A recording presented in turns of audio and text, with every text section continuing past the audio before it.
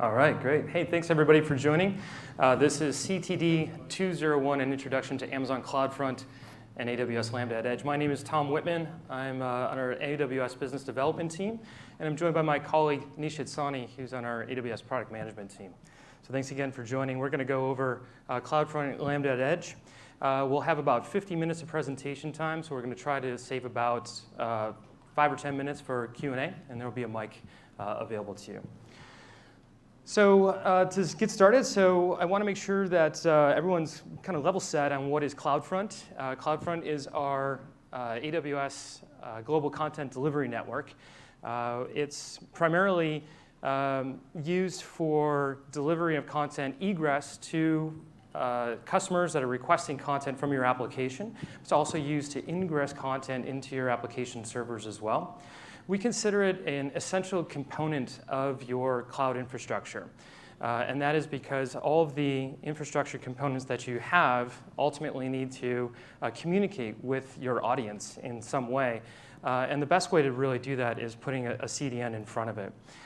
It's a distributed system, so a lot of caching servers around the world with very integrated security controls. And we'll cover what those integrated security controls are a little bit later.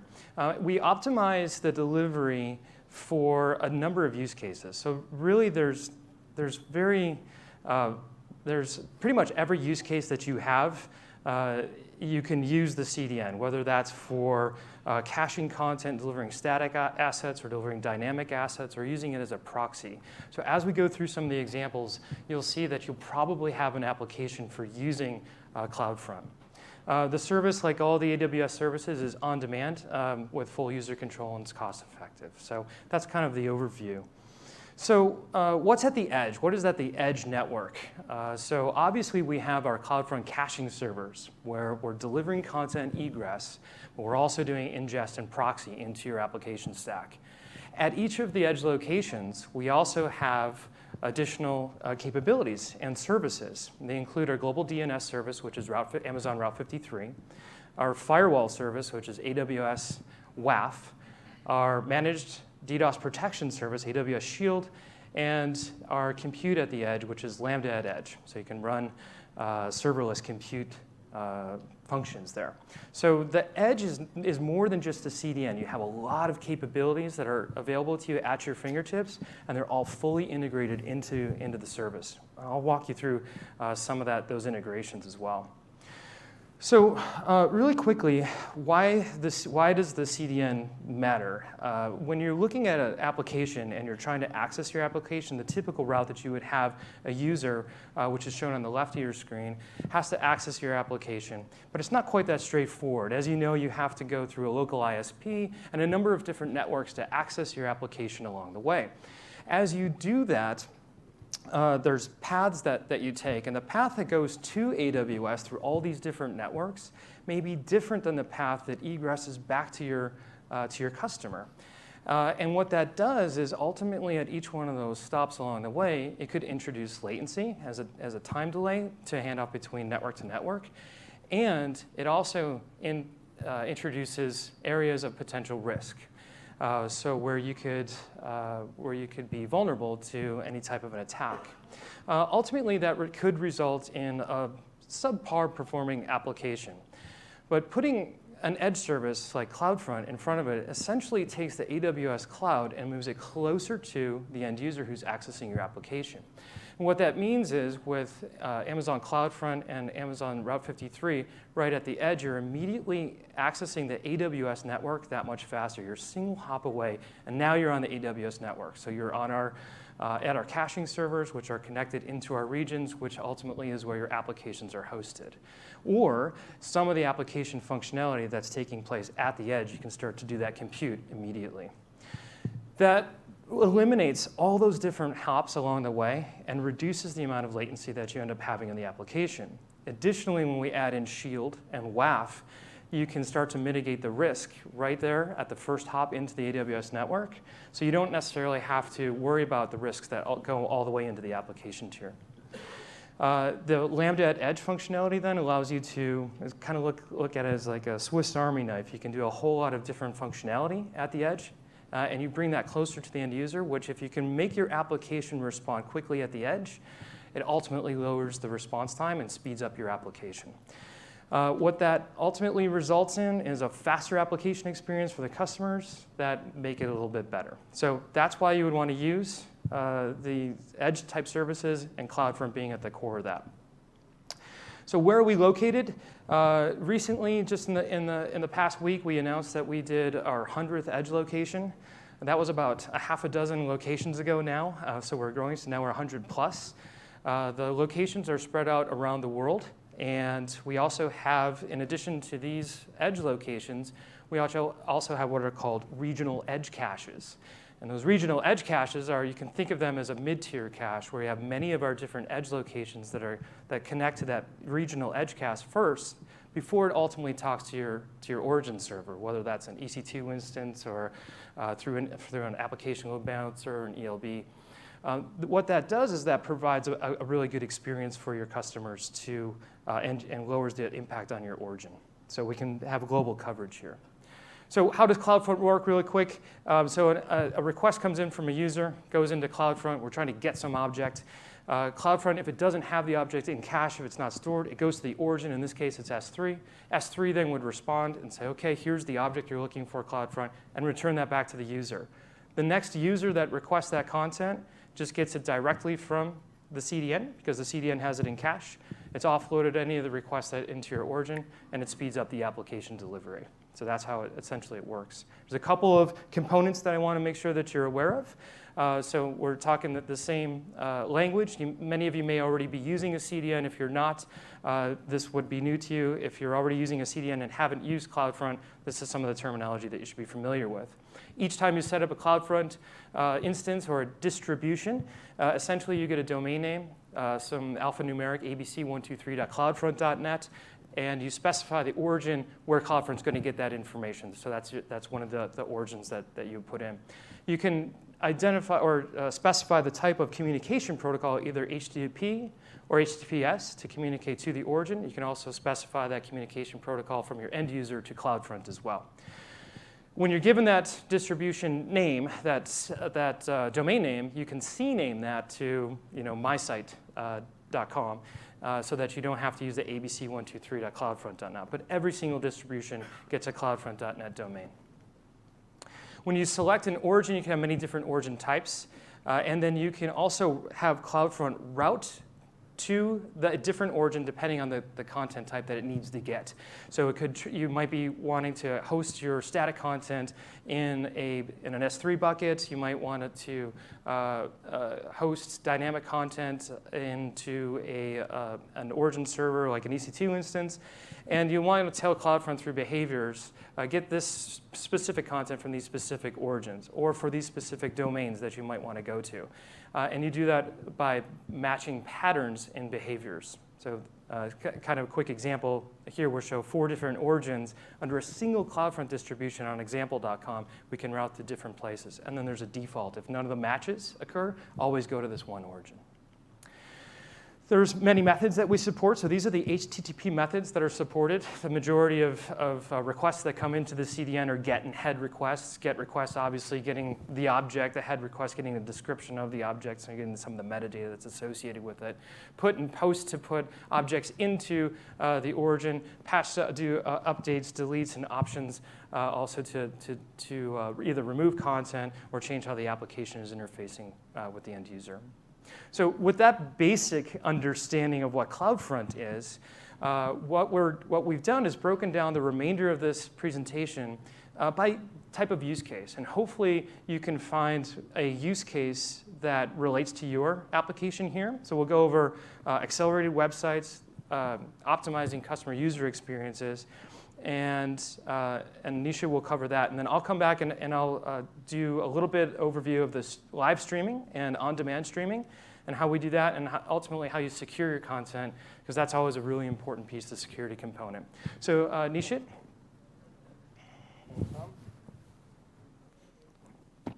All right. Thank you. All right, so a quick show of hands. How many of you have been familiar with CloudFront before coming to the session or have created a distribution? OK, so about 20, 30%. OK, that's good to know. All right, so as Tom mentioned, we're going to cover 4 use cases. Let's start with the first one, accelerate websites. So this is the classic CDN case. There have been numerous studies that say even a 1-second delay on a website page load time can lead to deteriorated page views, SEO, bad SEO performance, ultimately leading to lower click-throughs and lower revenues. So that's a bad situation. How does the CDN help? So let's take an example. A typical website architecture, a typical website has some static content, some dynamic content. Here I'm showing an example WordPress site. WordPress site behind Amazon CloudFront distribution. It has static content, which is typically your images, your CSS, your JSS, JavaScript, etc. Static content, by definition, is cacheable, right? The content does not change. There is state. And then there is the dynamic content. For dynamic content, this is typically HTML, developed by, dynamically generated by a code, a PHP code, or WordPress in this case. It may or may not be cacheable. Some dynamic content may be cacheable. It changes state, but may not be as frequently. And some may be completely uncacheable. So what do we do in this case? How does the CDN help in both these scenarios? All right, so for static content, with CloudFront, you get a lot of configurability in terms of caching, improving a cache hit ratio. A cache hit ratio is something which says, well, how many times the content is served from the cache as opposed to CloudFront having to go to the origin. For improving the cacheability of static content, you set high TTLs, TTL being time to live. You can do that with the cache control headers on your origin, or you can do that in combination with customizing the cacheable configurations with CloudFront, setting the minimum TTL, maximum, and default TTL values. A recommendation that we often provide to our customers is, as much as possible, don't forward headers, query strings, or cookies for static content. The reason we say that is because each header combination with the content forms a unique object, and that then has to be cached uniquely, separately, and it would impact your cacheability. So as much as possible, avoid that. We know in certain cases you do have to do it. You do have to forward headers, user agent headers, etc. But if you can, for static content, use the CloudFront defaults. All right. So now, personalized content. CloudFront also allows to cache personalized content. So here, if you do have to forward request headers for your origin, for example, you can vary the responses based on a user agent header. So a user agent header may have configurations like, is desktop viewer, or is it a mobile viewer, or tablet viewer, etc. You can vary responses based on language. What language is the content being requested in, or based on a protocol, forward protocol. Now, when you forward these headers, CloudFront then can cache content based on the cache key, which comprises of these header values as well. But again, be very selective in which headers you want to forward to improve cacheability. So that was static. But what about dynamic, right? So I mentioned that dynamic content, you have low TTLs, the state changes very frequently. And often customers ask us, will a CDN help? What's the value in me adding a CDN to dynamic content like API or code? Well, there is. And in fact, there are a lot of customers who use CDNs, Amazon CloudFront, for dynamic content acceleration. So first of all, as I said, even dynamic content can be cacheable. You can have low TTLs. For example, look at a query string or let's say an API call. In both cases, the content may be cacheable for a very low TTL, maybe 1 second, 2 second TTL. API call, for example, let's say you have an API which gets 1,000 RPS requests per second to your origin.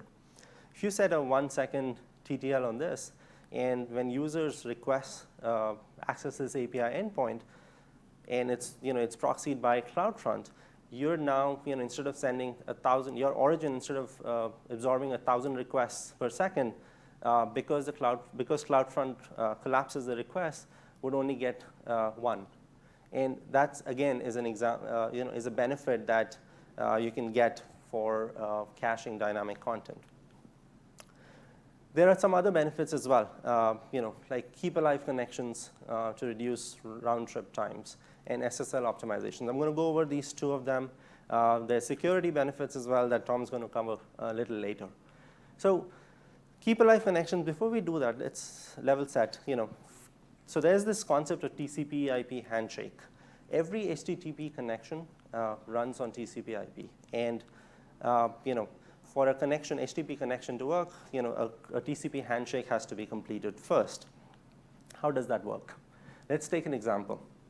Let's say there are 2 users, and the latency between the user and an origin, in this case being an Amazon EC2 region behind an ELB, is 100 milliseconds. Okay.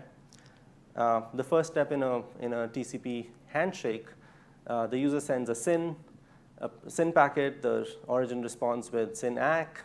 The user then responds back with an acknowledgement ACK and makes a request for content.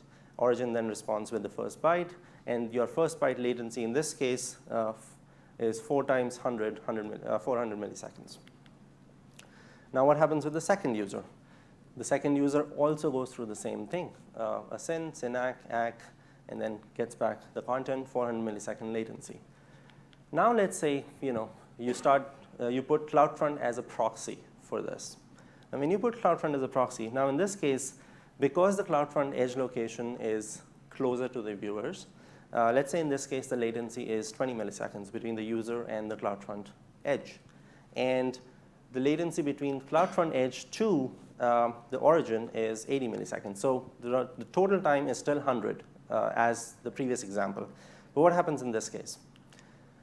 The first user comes in, goes through the exact same process, makes a SYN ACK, and request for content to CloudFront, to the CloudFront edge. CloudFront is doing the termination of the session over there. And then CloudFront, in turn, gets and does a TCP handshake with the origin. So the first half, the left half of this, the total time is still 20 times 4 is 80. And then on the right side, 80 times 4, 320. The total still is 400 milliseconds. What happens with the second user? When now another user comes in and makes a TCP connection, and if it's requesting for that content, the left-hand side of the TCP handshake still happens the same way. 4 times 20 is the 80 millisecond latency. But then CloudFront, instead of having to have another TCP session with the origin, uses the session that is alive, and instead leverages that keep alive session. So now the total latency is 4 times 20 plus 160, 80 times 2. And it becomes, that's a typo, it should be 240. So 80 plus 160. So you see that there's almost a 40% improvement in the latency with the keep alive. And CloudFront allows a configurable keep alive setting with your origin.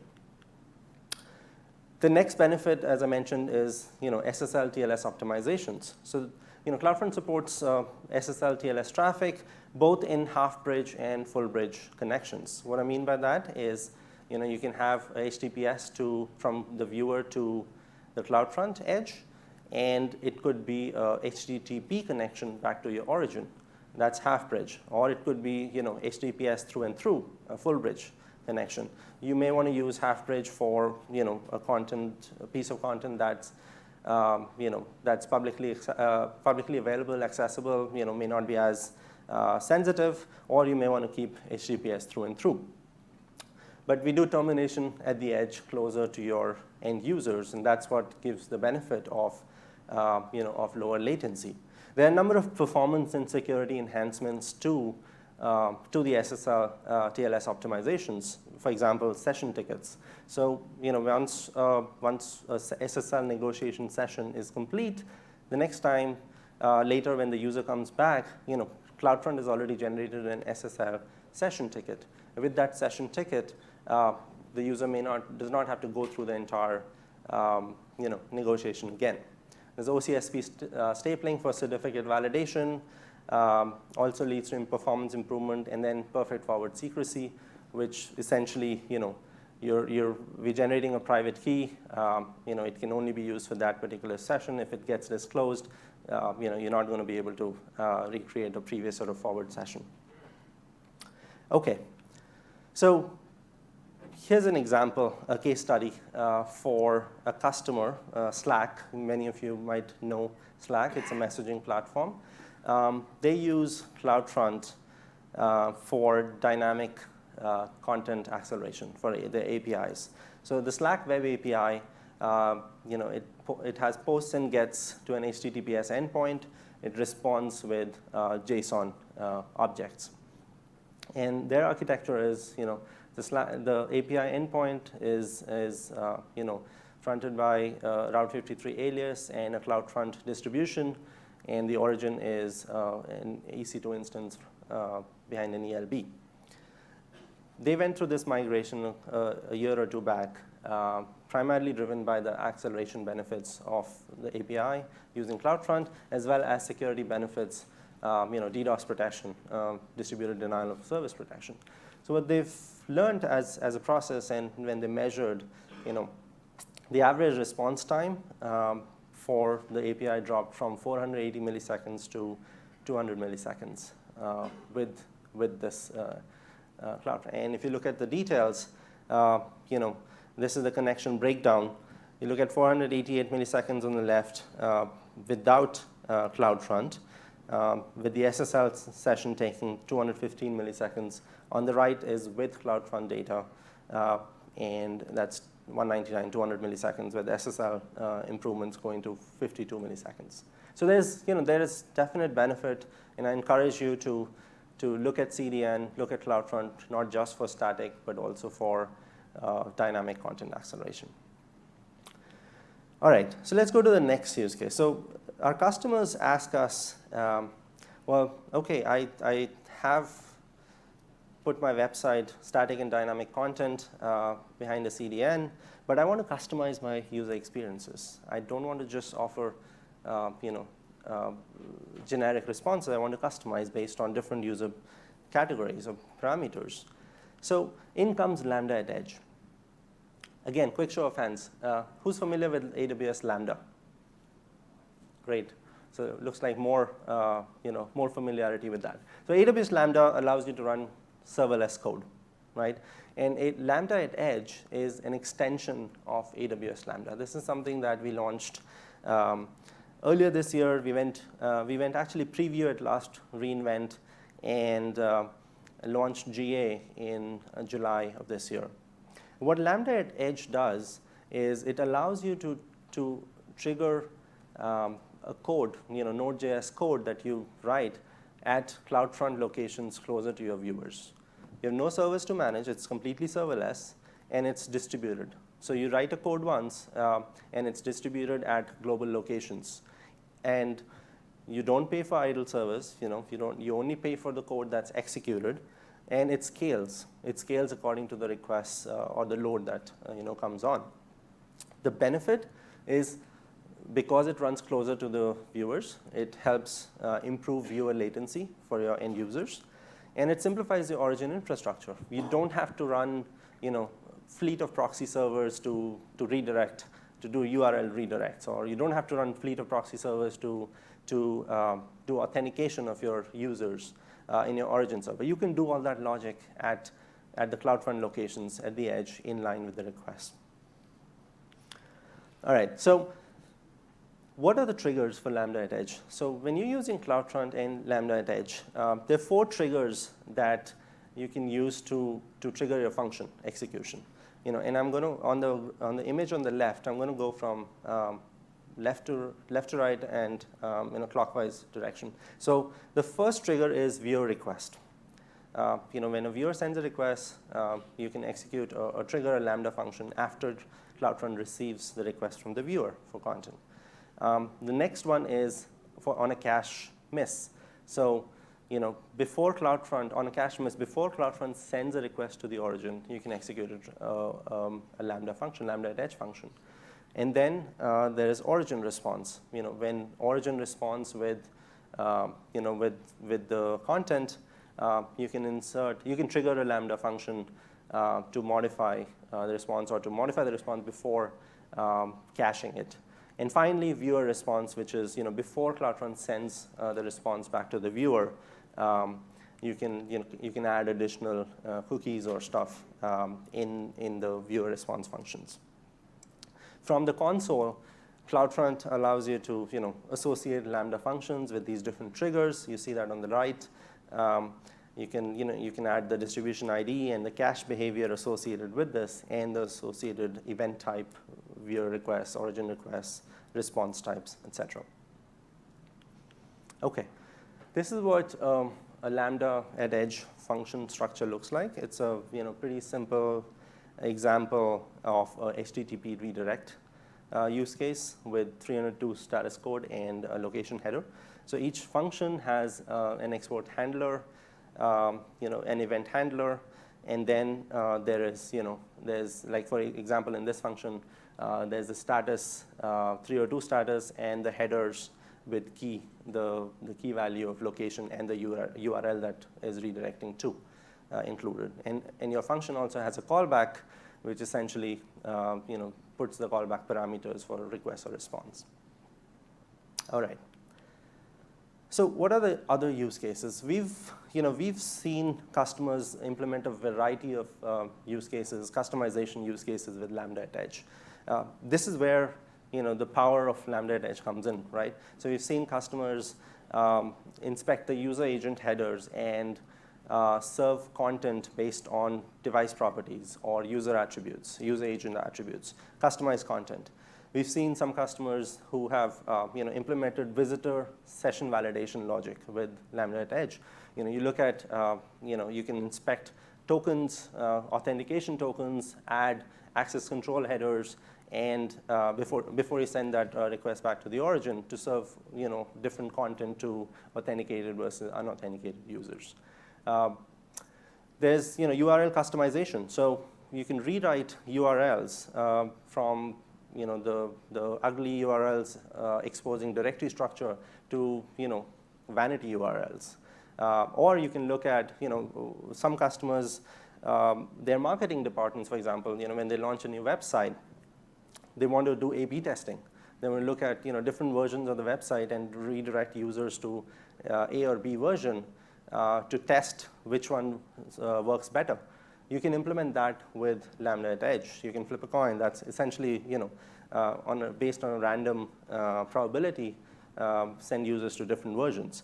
Security is another very popular use case. A lot of our customers use Lambda at edge to insert security headers like CSP, HSTS, etc. And that helps with the SEO rankings. That helps improve the security of the security posture of their website.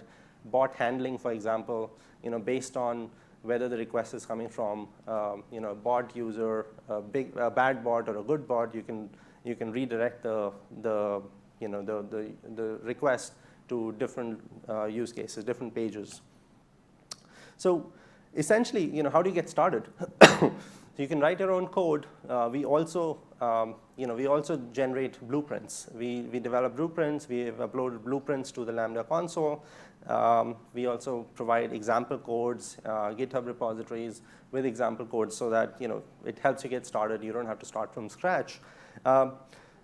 We also have a lot of blogs that we write about new innovative use cases that help customers think of a situation or maybe leverage that use case in their own environment. And we provide Lambda at edge example codes and functions along with those blogs. So I encourage you to look at those blogs.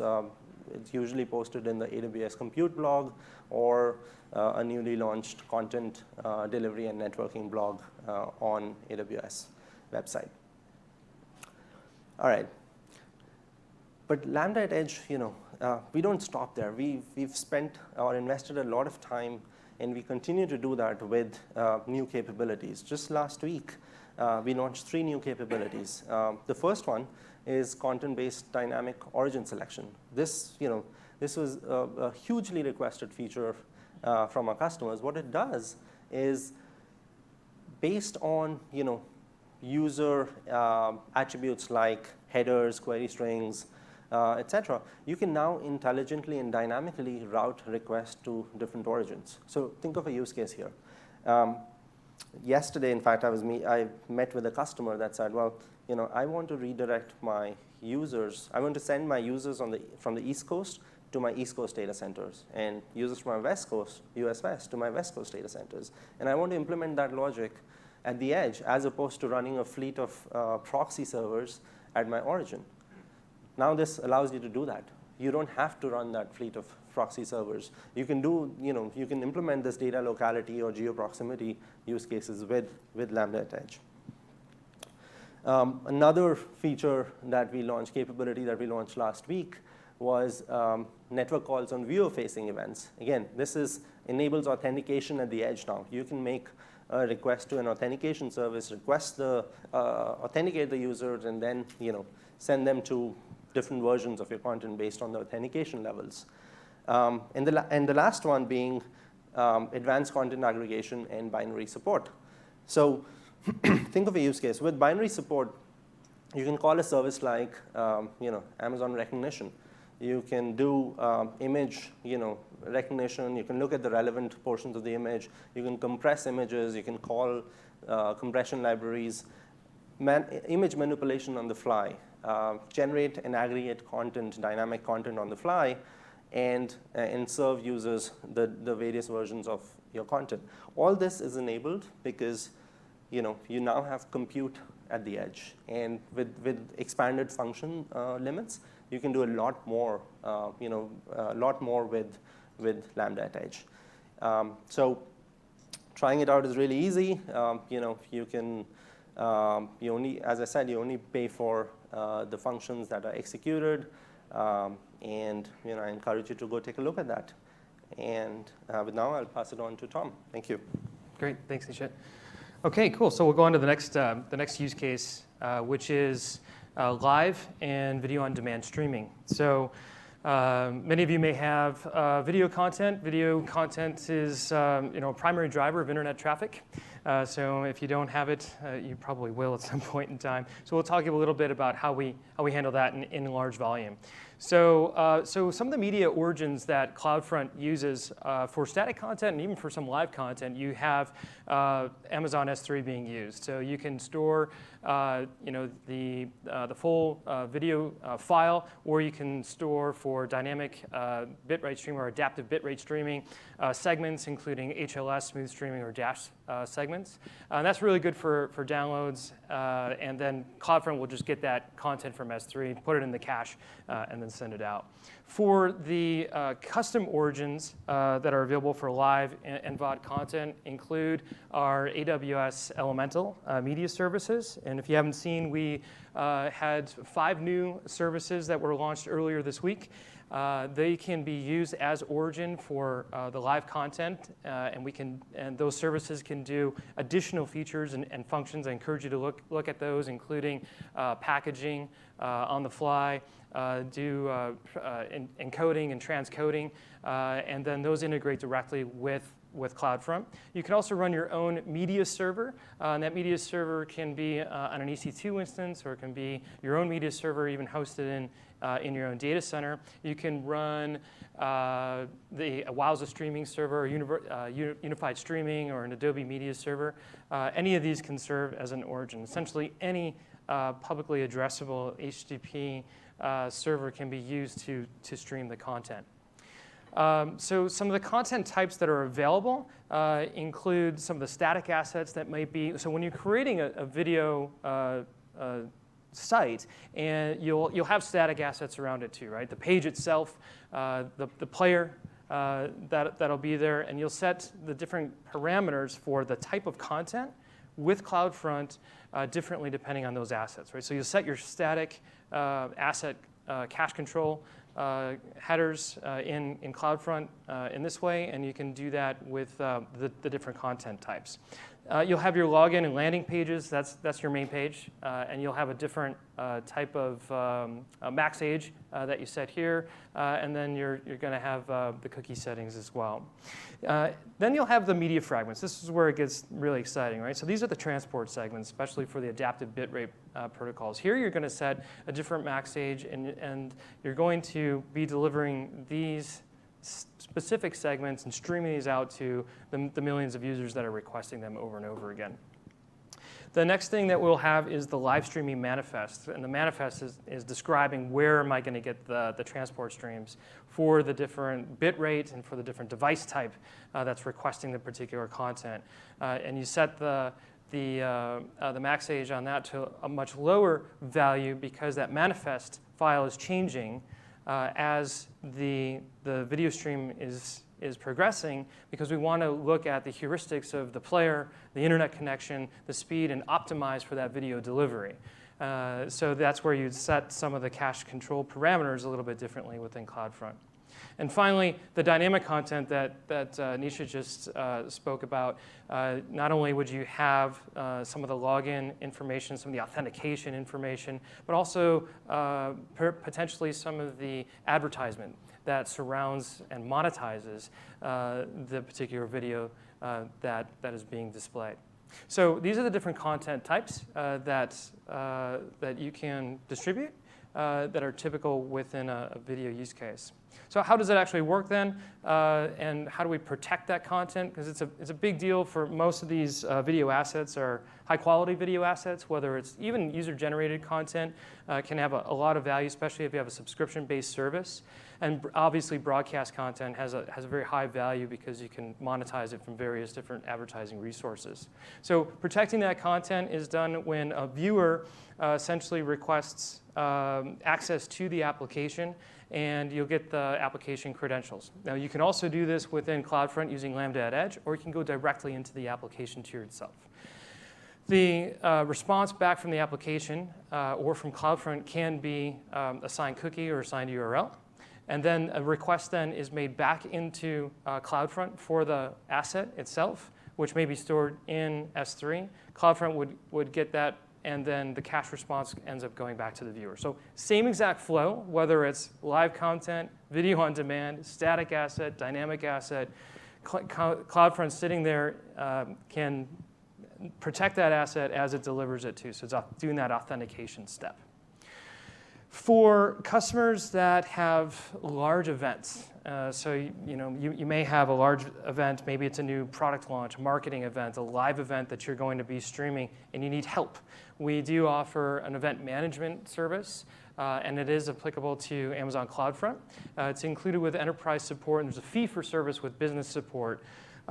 We encourage our customers to take about 3 or 4 weeks to contact us. We'll walk through all the preparedness steps that you need to take to make sure that you can scale the entire application and have the CloudFront distribution set up in the right way so that you can support the VOD event or the live event. So contacting us is a really good idea there if you need help in these events. The big use case on this one that I'd like to highlight, and there was a session earlier today, so I encourage you to view the recording on it, is Hulu. So Hulu is doing a live and on-demand TV service in North America, and they have over 600 streams that they're delivering. They are using a ingest into AWS using Direct Connect and an internet gateway into multiple AZs, and then they split up and they do packaging and they generate their own version of Dash and HLS, and they store the content and the manifest through EC2, send it over to S3, and then ultimately deliver via CloudFront and other CDNs, so you can have a multi-CDN strategy. So we certainly support that, and especially when you have a very large event or a very large service like Hulu, you can deliver high quality broadcast level experience with CloudFront. So that's the live and on-demand example. I'll talk a little bit about security and securing the content and the included security features of the service, and then the add-on features as well. So the built-in security controls, there's really two categories of it. The first is access control. How do I access the, get access to the content or where it's being hosted? So the first thing is creating a custom origin protection or header and an access control list. So what you can do on your custom origin, we publish all of our IP address range, and we'll provide that to you in a JSON if you want to put an ACL onto your origin and just allow requests from CloudFront. You can do that. When we update our IP address range, when we're adding all these edge locations, you can subscribe to an SNS topic, and when you do, that'll fire off. You can have a Lambda execute, update your ACL, or you can update your own ACL. If you're not running Lambda, if you're running this on a custom origin in your own data center, you can update your ACL the way you normally would. We'll also allow you to put a custom header in there, so identify not only is it CloudFront making the request, but it's CloudFront plus this additional key that I want to put in there, so that I have an additional authentication step. You also have content protection. This is the signed URLs and the cookies, the example that I gave a little bit earlier. So on each request that comes in, we authenticate the user first. We create a unique URL that's signed or a signed cookie. The signed cookies would be used for the individual transport streams because you don't want to create an individual signature for each TS. You'll keep the cookie valid for the entire length of that stream. You also have content restriction and geo-blocking. So it's built into CloudFront. So if you only have rights to distribute content, or you have legitimate reasons to block users from specific geographies, you can use CloudFront's built-in geo service, and you can whitelist or blacklist where you want to deliver content to. You can also update that or augment that with Lambda at Edge features. And then S3 identity or origin access identity. So if your origin is specifically within S3, if you set up an origin access identity, that bucket can only be accessed by CloudFront. And we actually automate that process of setting up an origin access ID. When you set up a CloudFront distribution, you could say, hey, I want this to be S3, and I also want to lock down access to this bucket so it's just CloudFront. So we kind of set that up for you so you don't have to work on that too much. The next piece of it is the encryption. So we talked a little bit about encryption for SSL, and we support advanced ciphers, and we also have our Amazon Certificate Manager, ACM service. Nisha covered OCSP stapling, the session tickets, the perfect forward secrecy. These are the SSL optimizations that are included to lower the connection tax on your server, offload that to CloudFront, and then also speed up that connection as well. Other thing is the protocol enforcement, the full bridge and half bridge connections, and then the TLS versions, and something new that I'd like to discuss, which is field level encryption. And this really comes into play, especially when we look at compliance. And there's the number of compliance that CloudFront has, including PCI, HIPAA, ISO, and SOC compliance. So let's talk a little bit about field level encryption. So this is a new feature of CloudFront that's coming in the next couple of weeks.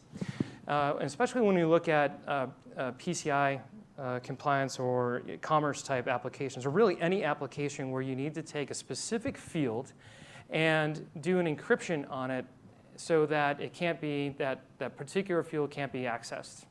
And so this is in addition to SSL. So you could have sensitive data come in, encrypt that data as soon as it arrives at CloudFront. And so we do a key exchange, we share that key, and when we encrypt that data, then it gets sent off back into your origin infrastructure and remains encrypted until the decryption key that you maintain gets it, and you decrypt it in order to read what's in there. So now you have SSL connections full bridge or half bridge. You can do a full bridge connection here. And then you have specific fields on the put or post requests that go back into your origin, fully encrypted, that you can decrypt at origin. And this is kind of what it looks like. So without field level encryption, on the top, what you have is a post request, HTTP or HTTPS, that comes in for this particular user, Bob and his phone number. It could be Bob and his credit card number. It could be his social security number, whatever it is, sensitive data that you need to ingest. With the encryption, as soon as we get it, we'll encrypt it at the edge. And the encryption key that you maintain won't be compromised. Only you have it, and you maintain it between you and CloudFront. Once you get it and decrypt it, then you get Bob's phone number. So those are the built-in security features with CloudFront. There's no additional charges for those. You get those with the service. For the additional integrations, we have the AWS WAF. So at each one of our edge locations, we have our layer 7 packet filtering service. Has super fast rule propagation. If you get an opportunity to view one of the WAF sessions or one of the workshops, I encourage you to do so. You can see that the rule propagation happens in less than a second. And we look at those rules and we process them in milliseconds. So you're able to have web application firewall services that include things like string matching, that include regex support now, that include a number of different rules to help you along with the OWASP top 10 mitigations. We have Shield Advanced, which is the managed anti-DDoS service. We're doing layer 3 and 4 network level protections as soon as you come in. The really cool thing about this with CloudFront is fully integrated is that the hardware, the machinery that's used to do that network protection is right there at the edge location. There's no additional connections you need to make. There's no physical connections. There's no architectural changes that you need to make in your entire environment. So even if you have a lockdown on, hey, I can't, now that it's this part of the year, I can't do any architectural changes, you can still turn on this service and be fully protected with DDoS. It includes the WAF service at no additional charge. And then it gives you access to our 24/7 DDoS response team. The certificate manager, you get SSL certs. Those are also included for free with CloudFront. And you can also use those with the application load balancers. AWS config can also be used with CloudFront. You can trigger Lambda upon different changes. You can maintain compliant operations and ensure that all changes are consistent when people are making changes or developers are making changes to different parts of your distributions. And finally, CloudWatch. You want to get an eye on how CloudFront is actually performing. You want to see who's requesting what content, what's the popular object, what are the bytes uploaded and downloaded, what's my error rates. Those are all included with CloudFront as well. So you get some really good visibility.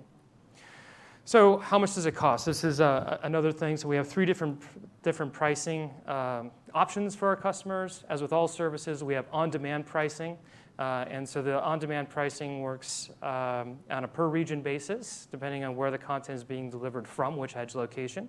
That's all published online. But and included with CloudFront are all those security features that I talked about. And there's no setup fee. There's no usage fee until you actually start delivering content or accepting or pushing content into it. So you can set up CloudFront distribution in front of your application, try to give it a test, make sure all your configurations are ready, won't cost you anything. We also have a free tier, so when you do turn on, you can test it and make sure that it's operating correctly and you're getting the right responses. And we also have something called reserve capacity. As your volumes start to increase over time, you can contact us and through our sales teams, and we offer discounts to our pricing worldwide. And then we also have price classes that are built in that you can configure and change on the fly. And these allow you to optimize where you're delivering content from, because we price from different regions at different amounts. So you can say, hey, I want to deliver content at a lower cost, so I'll change my price class. So really the benefits of the Edge application include these. So you'll create a really close, tight application boundary. You'll reduce your risk for the surface area of the edge. You'll improve the security and access to those applications. But there's many latency impacts that are reduced, or many latency benefits that are offered by lowering the latency. You increase the performance and control of the application by offloading a lot of that to CloudFront. It's a scalable network component. right? So there's nothing really that you need to do. Once you turn it on, it scales to meet the demand of your customer. And as we add edge locations, you don't have to do anything. They're automatically included into your CloudFront distribution, including all those other security benefits that you may have. So if you have the WAF or the DDoS, as we add more locations, we become more distributed. You don't have to do anything. You get all the benefits of that and no additional charges. Overall, it reduces the total cost of data transfer. This is super important for you to know as well, because when you're hosting content within AWS, you have the AWS origin, and you need to have CloudFront go back and get that. When CloudFront gets the content from that origin, there's no data transfer fee, 0. And then you only pay the data transfer fee out from CloudFront. So if you're using just your infrastructure and you're just doing your data transfer out from EC2 or ELBs, or maybe you're using another network service to deliver it, you'll pay that egress fee. And most of the time, well, all the time, CloudFront will be less expensive than it will be from data egress from just the AWS origin. So you end up getting a performance impact, but then it's also at a lower cost. So it's a really great idea to implement it, even if you have non-cacheable assets and you're just using it as a proxy. And then you also get this visibility for your application analytics. So in addition to what I showed you in CloudWatch, you also have the logs that are delivered to an S3 bucket. You can then take those logs and ingest them into a log analyzer that you may have, and then make changes on the fly to how CloudFront may be responding. Or you can have a Lambda function go in and parse through your logs, look for specific things that are happening within the CDN, and then make changes to the distribution, either through Lambda at Edge or through the different behaviors, because it's all API driven. So it's fully under your control to modify the CDN on demand, depending on what's actually happening. So getting started with CloudFront, with WAF and Shield is pretty easy. You basically start a CloudFront distribution.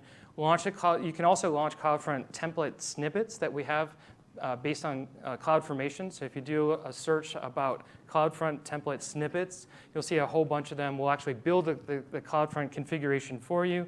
The distribution will be set up. The parameters will be set up for you. And then you can go in and tweak it as you wish. Then to create the WAF and put the WAF on there, you would create a web ACL. You'd associate that web ACL to the CloudFront distribution. And then you could also launch pre-configured rules that you have to make it really easy to block specific bots or spammers or whatever it may be. Activating Shield, again, no architectural changes there. You just turn on the service and say, that's the distribution I want to protect, and it's automatically protected immediately. And then Route 53, you can create or manage a hosted zone, do a CNAME in front of that, 123.cloudfront.net, and it looks like it's your own domain. So there's some related sessions that I think you should go ahead and take a look at. Those are here. The next one is at 11:30. There's the CloudFront Flash Talks that might be really interesting. There's a 400 level for securing application CloudFront distributions. We'll go into a little bit more detail there, and a case study. Supercharging websites with the power of Lambda at Edge. So we'll go into more detail on Lambda at Edge and writing some of the code there. And then some of the video delivery. We'll go into a little bit more detail there with the 400 level session. And again, the completed session that we had for the recording. We do have about 5 minutes left. So if you have any questions, just raise your hand. We've got a gentleman over here with a microphone, or a lady, I'm sorry, with a microphone. So if you have any questions, Nisha and I'd be happy to take those at this point.